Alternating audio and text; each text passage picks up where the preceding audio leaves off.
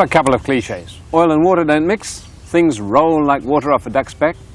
Well, they're cliches because they're true, or largely so.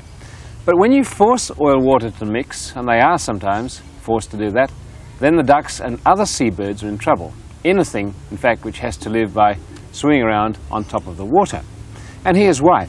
You see, if you take a duck's feather, or any seabird's feather, you find that it's kept in pretty good nick by the bird itself. All those bits and pieces along the side are sort of zippered together with the bill. And if you try and push that underwater, you see this. First of all, under the water it goes silvery, and above the water it's dry. Push it under, it's silvery. Above the water, it stays dry. That silvery layer is air. It sticks to the feather because the feather is in fact slightly oily. Water doesn't mix with it, and so that keeps the feather dry. That means the bird can float around, staying waterproof, dry, very floaty sort of animal, and it's not in trouble. But sometimes oil gets onto the water. Tankers discharge at sea, or there's an oil spill, a wreck or something, or an oil well may burst. And when the oil and the water get together, of course they don't mix, and the oil floats up to the top. And that's very bad for the birds, because that's where they want to be too.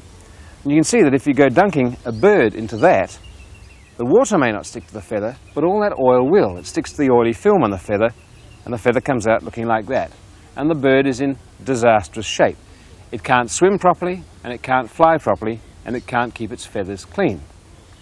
Okay, so the oil and the water don't mix until you start mucking around with them.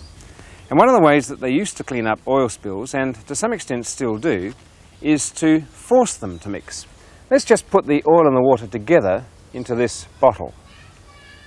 There we are, one floating on top of the other in little droplets. If I leave it, you can see the oil floating to the top. If I do what the waves do and shake the whole lot up, they still won't mix. All that oil comes up to the top again. But if I add detergent there, the sort of stuff that you add to your washing up liquid to make the water mix with the oil on the plates, you get this effect.